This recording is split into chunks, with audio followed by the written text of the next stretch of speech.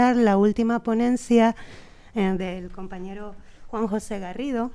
Y a ver, yo lo primero que tengo que decir es que estoy muy feliz de estar aquí y además, digamos, dar mi agradecimiento por la realización de un congreso de esta envergadura, porque esto no se hace debido a motivos pragmáticos, sino por amor al arte o amor a la sabiduría, ¿no? Entonces, vaya pues mi agradecimiento a todas las personas que han hecho posible que esto se lleve a cabo, ¿no? También al personal técnico que está aquí también con nosotros y que hacen posible que las personas que estén en Teams o en YouTube, no sé cómo se retransmitirá, en Teams, que ayer estuve viendo yo, a Bátimo. Entonces, bueno, pues eso. A ver, yo, como el tema del congreso era pensar nuestro tiempo, se me vino a la cabeza lo que para mí es un desafío de pensar hoy, que es la cuestión de la herencia. Lo que pasa es que me puse a pensar, a meditar sobre ello y a escribir, y escribía, y me he visto obligado a acotarlo bajo tres horizontes que no son horizontes cerrados, clausurados, sino que son abiertos y que espero que os deje un inicio de cuestionabilidad en vuestras vidas. Sería lo más bonito para mí. El primero sería una cuestión que tiene que ver con el diagnóstico heideggeriano, la cuestión de la técnica, la cuestión de la Gestalt o de lo Gestalt. Lo segundo sería una meditación acerca del parágrafo 74 de Ser y Tiempo, intitulado La Constitución Fundamental de la Historicidad. Y el tercer punto, ya digo que esto es abierto, no tengo un ánimo de buscar un fundamento. El tercer punto tiene que ver con la cuestión, con esta cuestión. Algo así de que el problema actual de la herencia, de poder abrirnos a lo legado, no tiene que ver con una cuestión que sea algo así como odio a lo tradicional, sino más bien a que no sabemos desear. Es una paradoja, es decir, el no saber qué hacer con el deseo se transviste de una manera de no saber recibir una herencia, de relacionarnos con lo legado. Esta sería la idea. Esta idea está inspirada en el psicoanálisis, en concreto en Lacan. Y toda la cuestión que tiene que ver con el nombre del padre, pero bueno, no voy a meterme con Lacan, ya sería... Así que voy a intentar leer un poquito para cuadrarme, sobre todo para no extenderme en el tiempo. Yo creo que en 20 minutos acabo, porque lo que digo, he intentado resumir todo y sobre todo no concentrarme en ningún tema. Quizás eso sea una falla de mi propia ponencia. No obstante, mi promesa o mi esperanza en este caso es que genere una inquietud por pensar. Procedo. Mucho se ha hablado en filosofía de las relaciones problemáticas, no carentes de hondura, entre los periodos históricos mentados con el rótulo de modernidad y posmodernidad. Sería inútil que yo aquí, ante ustedes, ose pronunciarme al respecto, pues solo me quedaría el fútil intento de repetir lo dicho ya por otros. Y aunque la reiteración es una consecuencia necesaria de todo acto hermenéutico digno de tal nombre, no me resigno a excavar en lo dicho para aventurar si acaso fallas o huecos en los que poder decir algo y que este decir se vuelva mío, en tanto singular, en tanto específico, o en la forma de la originalidad hermenéutica, que bajo mi opinión se sintetiza en la cuestión de la herencia. Ya introduzco la cuestión de la herencia. La originalidad no radicaría en un principio, o en el principio de hipostasiar lo que somos, sino en la manera de asumir un legado para luego atisbar nuevas vías de tránsito y comprensión, que creo, así dicho de manera laxa, que es la aspiración de todo hermeneuta, ¿no? Es decir, que el hermeneuta no se convierta en un sepulturero, ¿no? Sino en alguien que realmente tenga que decir algo. Ya se puede intuir que de lo que voy a realizar hoy aquí se conforma un intento por arrastrar asuntos problemáticos de la modernidad y posmodernidad histórica al ámbito de la vivencia humana. Eso siempre en mi investigación siempre ha sido así. Siempre me interesa el vínculo entre asuntos que pueden ser históricos con la propia vida humana entendido en el sentido de pathos, de su afectividad, ¿no? Por tanto, siempre en las clases también, siempre lo hago en relación, pongo ejemplos que tengan que abran un concernimiento de la propia vida humana para que el sujeto, por decirlo así, se vea espoleado o arrastrado a pensar, obligado a pensar, que es lo que creo que debe de hacer un profesor de filosofía, obligado a pensar. Este sujeto, como sabemos, no es una cápsula, no vive aislado, sino que está atravesado desde su origen por el advenir de lo histórico, el lenguaje y el mundo que habita. Voy entonces a abrir un sumario esbozo de la situación en la que creo se encuentra o desencuentran lo que se puede llamar modernidad y posmodernidad. A pesar de que desde Lyotard se popularizó eso de que posmodernidad implicaba la muerte de los grandes relatos de legitimación, se entiende, o yo entiendo, puede ser erradamente, de los preceptos que vertebraron el mundo moderno, prefiero concebir la posmodernidad como un tiempo de intemperie, desazón e inhospitalidad para el desarrollo de la vida humana. En esta época, que en su imperar es heterogénea y se da de muchas maneras posibles, es sintetizada en dos tendencias en las que el pensador Martin Heidegger meditó largo tiempo, a saber, son dos tendencias, pero hay más, ¿vale? He elegido estas dos tendencias, que es lo que yo creo, que son más importantes para mí. Por un lado, el tiempo posmoderno es un tiempo vinculado a las cadenas del solicismo cartesiano, que se enseñorea en la autoexperiencia inmanente del yo pienso, o del solo sé que me pienso, de lo que el francés Descartes denominó, y esto lo utiliza también Heidegger en su crítica, cogito me cogitare, y que se extendió algo más tarde en toda corriente que sin fisuras considera la plausibilidad de la autonomía del sujeto. Con la autonomía del sujeto me estoy refiriendo exclusivamente a la versión actual del neoliberalismo, en la que la libertad excluye el ámbito de la alteridad.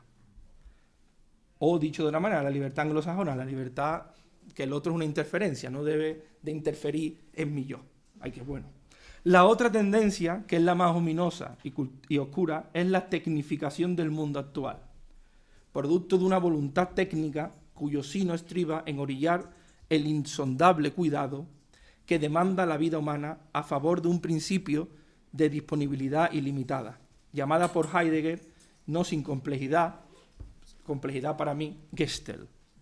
Es la síntesis en la que el mundo, un horizonte cargado de significación, familiaridad y temporalidad, de cercanía y extrañeza posible de habitar, deviene en algo almacenable a disposición del sujeto, a la transformación del ente, dice Heidegger, ¿no?, en Gestand, que se podría traducir en stock, o en existencias, en el sentido de tener existencias como las latas de Coca-Cola, es decir, algo que su ser radica simplemente que está a mi mano, ¿no?, a mi merced. El carácter inmundo de nuestra realidad más apremiante tiene muchos rostros: el de la pobreza, el abandono, la soledad, el sufrimiento, la frivolidad, banalidad, etc., que Heidegger supo comprender siempre al socaire de una estructura que llamo, creo, Gestell, y que se encuentra en la paradoja de que no es el ser humano quien a voluntad, y esto es, digamos, una expresión más voluptuosa de la Gestell, no es el ser humano quien a voluntad dispone de la Gestell, sino la Gestell la que lo dispone a él o a ella. Por eso, la técnica del mundo postmoderno, legado de la modernidad, no es una actividad humana, ni humanizable, ni mundana, sino un acontecimiento ontológico que en el mejor de los casos debería interpelar la entraña de lo que somos. Si el tal acontecimiento no interpele, tenemos, creo, el nihilismo negativo que Nietzsche denominó como desierto. Si interpela, entonces habrá posibilidad de activar el filosofar en el sentido de hendir un horizonte en el que habite la posibilidad de desarrollo de una cuestionabilidad. Son las preguntas las que salvaguardan el sentido de la vida humana, más que las posibles respuestas que en el campo que conforma esta existencia podemos obtener. Pues bien, al ser Heidegger una persona leída, no podía más que comprender el fenómeno de la técnica de su tiempo como subsidiario de una manera de comprensión griega. En este caso, apelando al sentido de de poiesis, Caro en Platón, recalcó que poiesis, que podría ser traducida laxamente como producción, no se recogía exclusivamente en el acto de fabricación artesanal de, por ejemplo, un martillo, sino que el producir griego implicaba a la par, si lo he entendido bien, el acto de un irrumpir y un engendrar, a la par. Con Aristóteles comprendió Heidegger, desde el significado múltiple de causa, que todo acto productivo debe entenderse como síntesis de un dar ocasión, hacer venir, se entiende, un llevar a presencia el ente como acto de desocultación. Por eso, entre otras cosas, el asunto de la técnica era considerado por él una cuestión eminentemente ontológica. Estaba emparentado con la verdad, entendida como la esencia, y comprometida con esta en tanto acontecimiento de un desocultar. Pero, ¿por qué se desvirtuó el sentido profundo de la poiesis en un asunto que tenía que ver con la disponibilidad ilimitada de la presencia del ente, o en la conversión del ente en imago, como, digamos, la conferencia de Heidegger, ¿no?, o en representación? Honestamente creo que todos vosotros conocéis la respuesta, por eso la sintetizo. El venir a presencia como acontecimiento integral e indisponible derivó en uno de sus primeros encauzamientos en eidos, siendo que tal acontecer fue asumido como aspecto y luego como presencia constante, que eso es lo que se entendió hegemónicamente, creo, la sustancia, ¿no? Enfatizando, creo yo, marginalmente, o marginando otros puntos de vista, su carácter inmóvil, ¿no? La cuestión filosófica desde entonces profesó su amor a la piedra, a la roca o a lo inerte. Dejó de amar el presente continuo del ser del ente para hospedarse en la rigidez de la presencia constante. La idea es de lo aparecido en contra del aparecer. Me fijo en lo aparecido y le robo la vitalidad al aparecer, que siempre es un emerger, es una physis. No hay un largo proceso, por más que medien siglos, entre este modo, digamos, según la interpretación de Heidegger, platónico de guarecer la presencia, y el que realizó Leibniz, con su principio de razón suficiente, en virtud del cual esta indisponible presencialidad de los entes queda asegurada por la voluntad humana y en consecuencia también sometida a su voluntad. En verdad, lo que más odia Heidegger, es una glosa, lo que más odia Heidegger de Descartes es que es un voluntarista. Así, es que se ve bastante bien en la crítica que le hace, desde 1923.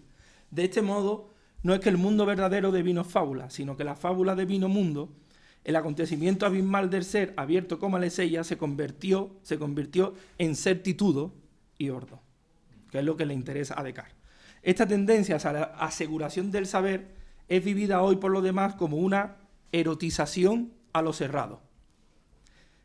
Es el imperio del muro. Es el puerto cerrado de Salvini. Pepe va a tener que una sesión psicoanalítica.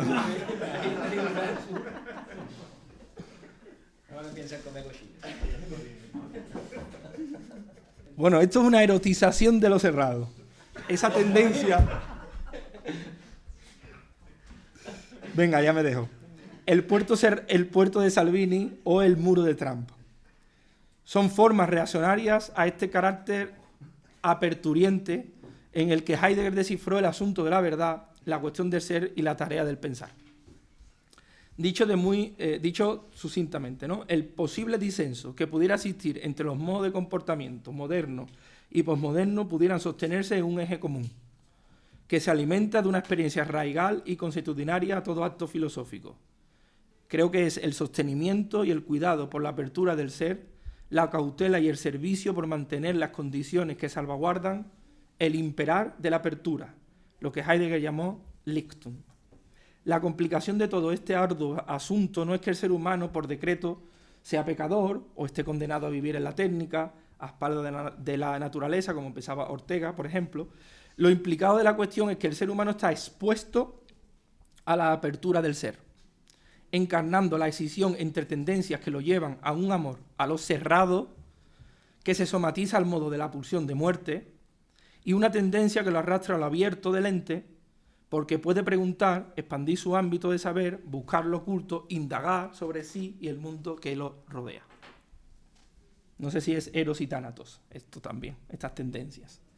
Esta tendencia dual, casi irresoluble, somete a la vida humana a una condición trágica. Y es, a mi juicio, uno de los ámbitos que, desde un posible disenso, siguiendo la tesis heideggeriana entre modernidad y posmodernidad, nos brinda una esperanza para pensar una de las entrañas de esta vida humana. Para hacer esto voy a explorar el asunto de la herencia, seguiré con Heidegger, pero me centraré en el joven Heidegger, en lo que escribió en el parágrafo 74 de Ser y Tiempo, adelantándose a él mismo a lo que más tarde escribiera en relación con la historicidad del ser. Sí, no lo he hecho y creo que habrá estudios, no he investigado sobre eso, pero habrá estudios donde estudien el parágrafo 74 de Ser y Tiempo como un prolegómeno a lo que va a decir luego, ¿no? No me centré en ello en mis investigaciones doctorales y lo he estado recuperando para la conferencia de hoy, pero claro, debido al tiempo, a la docencia y demás, no he podido profundizar más, ¿no? Os presento, digamos, de manera sintética lo que he recolectado. Sin hipérbole, puede resultar asombroso que para tratar la cuestión de la herencia que somos, yo pretenda recuperar un parágrafo de Ser y Tiempo escrito, como todos saben, en 1926, aunque publicado en el 27, y cuyo asunto primordial es la recuperación de la pregunta por el sentido del ser. Más estrambótico resultará que yo pretenda hablar de herencia cuando Heidegger, en este parágrafo, no hace referencia de modo protagónico, aunque sí habla de la herencia, a la cuestión de la herencia, sino al carácter histórico, ese es el tema, que implica la pregunta por el ser, que es el tema grande. En cambio, para mí este parágrafo me parece clave, importantísimo, pero no debido a la posible ejecución magistral de su hechura, ni tampoco porque sea el parágrafo más clarificador de la obra, me interesa más bien motivado por su carácter ingenuo. Creo que aquí Heidegger es un poco ingenuo y me interesa, ¿no? Comprendo la ingenuidad heideggeriana en tales términos. Heidegger creyó posible articular en una unidad la historicidad de la pregunta por el ser, que ya intuía fundada en épocas, con la nervadura primordial que conformaba la existencia humana entendida en términos de cuidado y solicitud, y a eso lo llamo Dasein. Esto lo hace de primera mediante esta pregunta acerca de la historicidad y su relación con lo que llama, siguiendo la analítica existencial, resolución precursora, eso de Forlaufen. Para la cita está en la página 396, he cogido esta porque creo que todos los alumnos y demás siempre es la que más se utiliza, es la traducción de Rivera, y porque me parecía muy pedante coger el libro en alemán. Digo, ¿qué va a hacer con el libro en alemán? Pues es más fácil que así, ¿no? La 396 dice, se pregunta Heidegger, cito, ¿en qué sentido constituye? Está preguntando por la resolución precursora. ¿En qué sentido constituye esto un modo propio del acontecer del Dasein? Es evidente para quien haya leído con cierta demora Ser y Tiempo que la analítica de la existencia, sin su vinculación con la historia, constituía una tarea incompleta. Porque, entre tanto, lo que obtendríamos sería algo así como indicadores formales que son vacíos, ¿no? Que darían cuenta de las referencias que articulan la vida humana, pero esta vida, como sabemos, está sostenida, se encabalga en un haber sido que se abre como historia.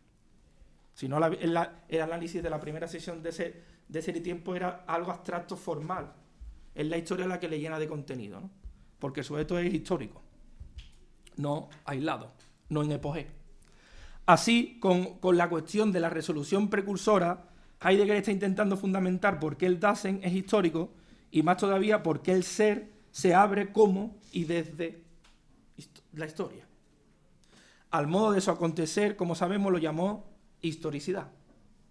Y a la manera en la que ésta debe ser abrazada en un cuidado como su respuesta, lo llamó, creo, resolución precursora.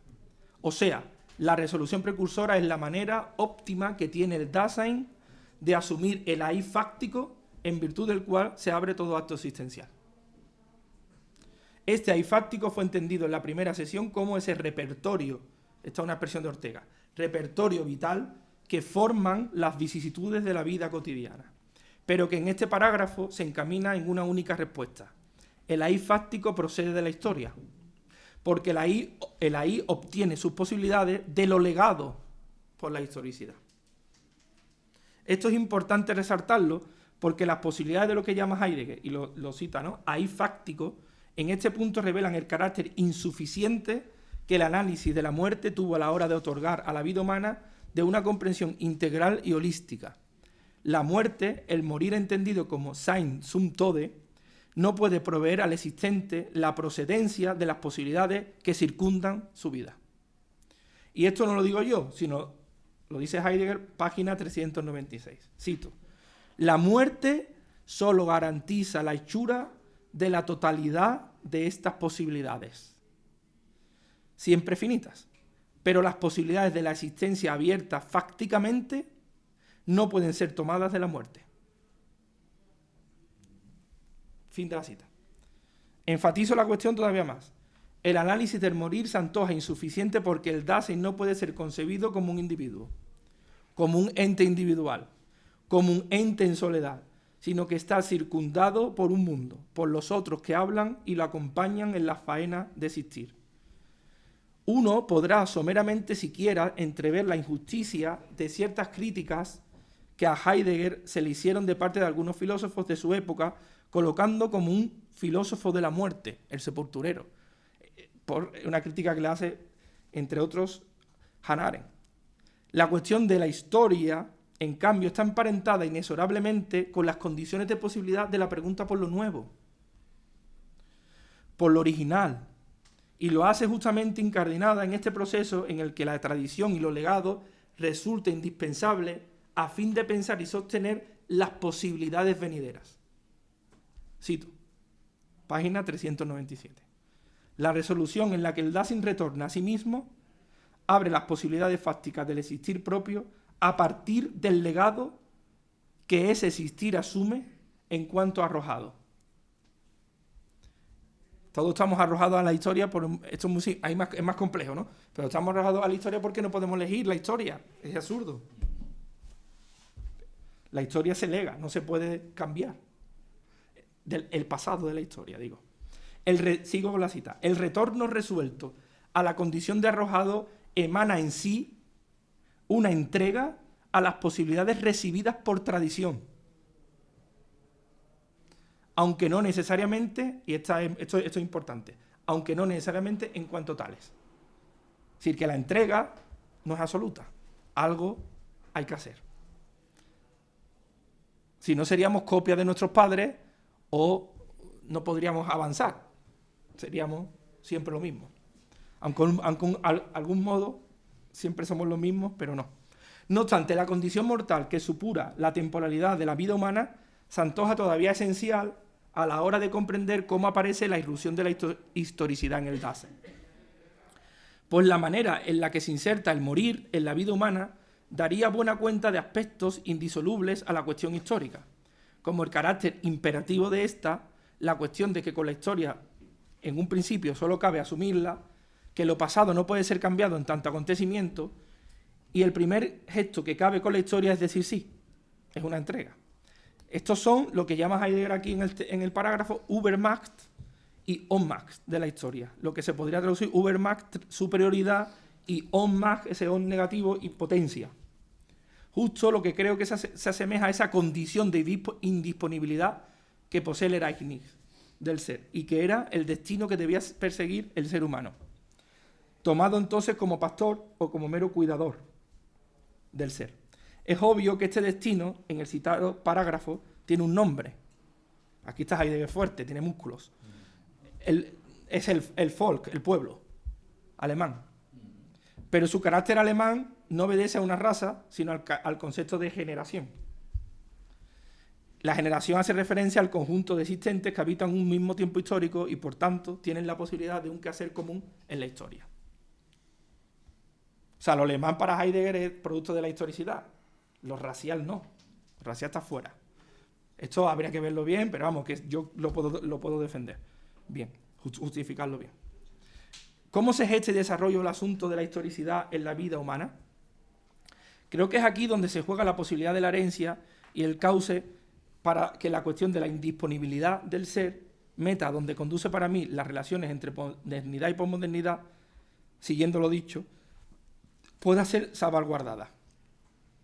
Me interesa proteger el carácter indisponible. del ser. Y creo que eso es a donde tiende, grosso modo, el análisis que hace Heidegger, la cuestión de la técnica y todo, ¿no? Evidentemente, habría que ir más allá, ¿no? Pero creo, porque la cuestión histórica no demanda per se un acto de piedad ante lo sido, como si el modo que el Dasein tuviera de resolverse con la historicidad fuera la mera mímesis del pasado. Y en consecuencia se diera por bueno todo acto reaccionario y conservador, como cuando se afirma que todo tiempo pasado fue mejor. No hay una tristeza mayor que esa, ¿no? Todo tiempo pasado fue mejor, que se lo digan a un joven. Para Heidegger no es que todo tiempo pasado fuera mejor, sino que todo tiempo pasado es imposible de habitar. Ese es el problema. Eso es lo que sueñan los que son reaccionarios, ¿no? El Dasein es un ser venidero y eso significa que debe construir un futuro, lo quiera o no. Por este motivo, el asunto de la historia del ser no puede estar divorciado, bajo mi punto de vista, de una analítica del Dasein y de una preocupación por los asuntos humanos donde se abre la afectividad y la comprensión. Pues no se tratará nunca tan solo de describir las épocas del ser, sino de vivirlas, habitarlas, transformarlas, participando en la historia, arriesgándose, asumiendo el riesgo de errar. Todos podemos al menos imaginar el precio a pagar por participar en la vida política. Y Heidegger bien lo supo, ¿verdad? La omisión de una entrega radical y las posibilidades heredadas no puede ser omitida. No hay apogeo que valga. Ni posibilidad de suspensión, ni de aparcar el interés humano. La omisión de esta entrega a las posibilidades abiertas por la herencia supone una forma impropia de asumirlas, como aquel que sin ponerse en juego hace lo que siempre su padre ha hecho, por ejemplo. Heidegger resulta clarividente, página 398, abro cita. Solo un ente que como venidero sea cooriginariamente un ente que está siendo sido, puede, entregándose a sí mismo, la posibilidad heredada, asumir la propia condición de arrojado y ser instantáneo para su tiempo. Tan solo la temporalidad propia, que es a la vez finita, hace posible algo así como un destino, es decir, una historicidad. Cierro la cita. Ya voy terminando, me queda poco. ¿Qué hacer pues con la herencia? Yo pensaba que era más corto.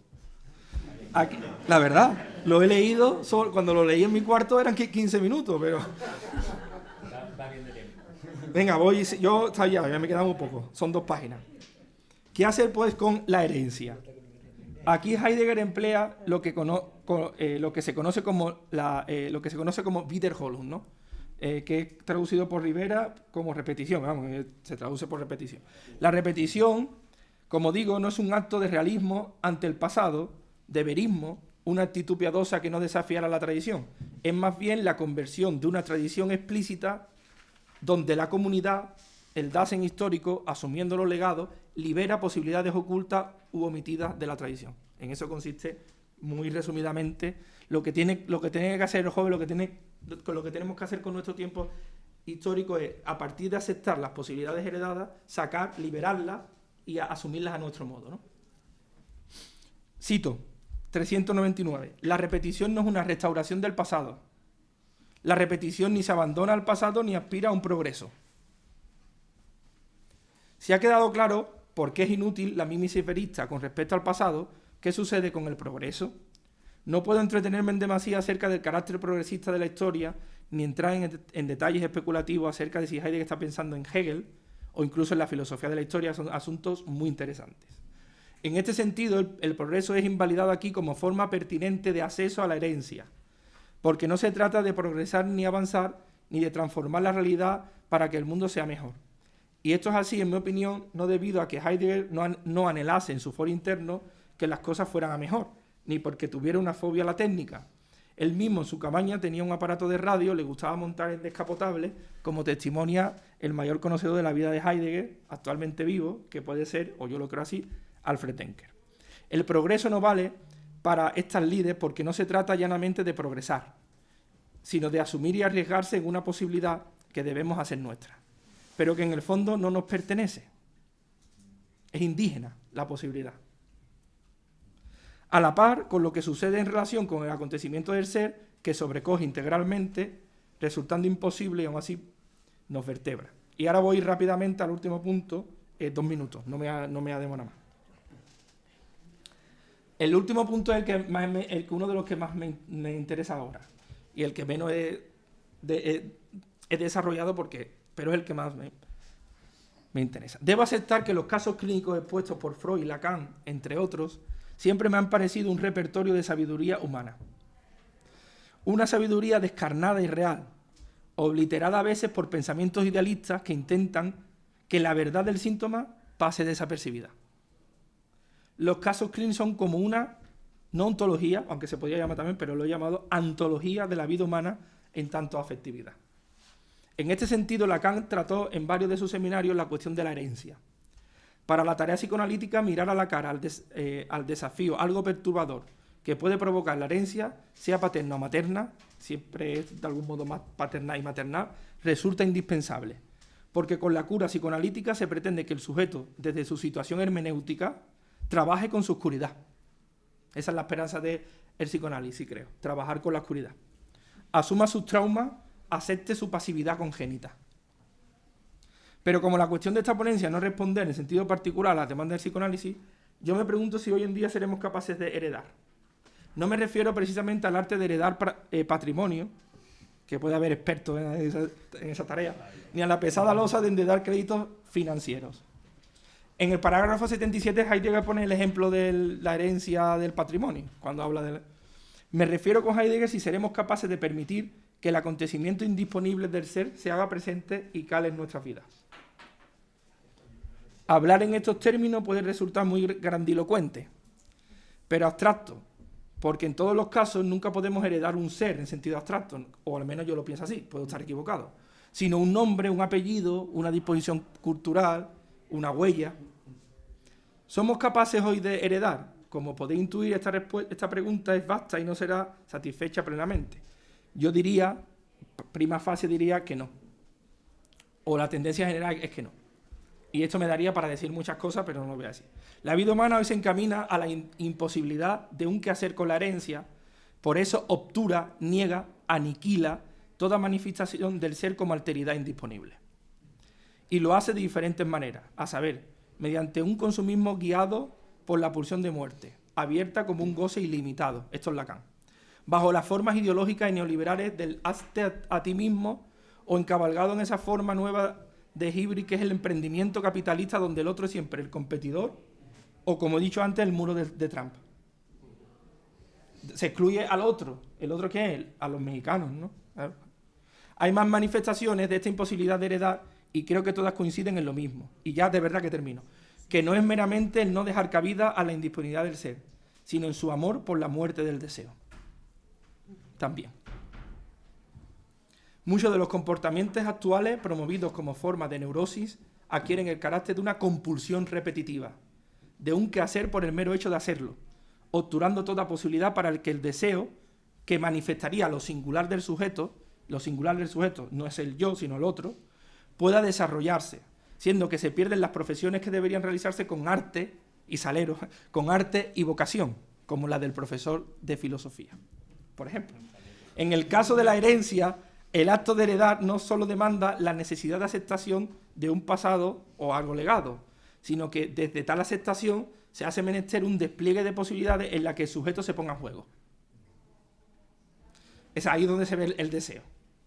Solo así es como la vida se abre en posibilidades y la única manera que conozco de habitar el claro del ser. Una vida que no desea es una vida no arrastrada a posibilidades nuevas, invalidada para comenzar, y por esa razón no puedes saber hacer nada con lo legado por la herencia, sea familiar o histórica. El deseo es la manera por la que hacemos nuestro el pasado. Lo conformamos, lo liberamos de las cadenas de la tradición, para dotarlo de ímpetu y brío de voluptuosa vida. No estamos constantemente, ya acabo de verdad, no estamos hoy constantemente deseando, no estamos precisamente hoy en el imperio de un mercado donde podemos disponer de mercancías tras mercancías. Sí, y a pesar de todo no hay deseo, sino tan solo moribundo goce. Para desear, antes menester asumir el carácter indisponible del acontecimiento del ser, aceptar lo que sobrecoge y no nos pide cuentas. Amarlo abierto para luego tener que prometer un mundo. Habitar la herida, construir desde lo legado. Saber heredar significa amar lo abierto, por decirlo programático. Estamos preparados, y ya he terminado, perdona por las cosas.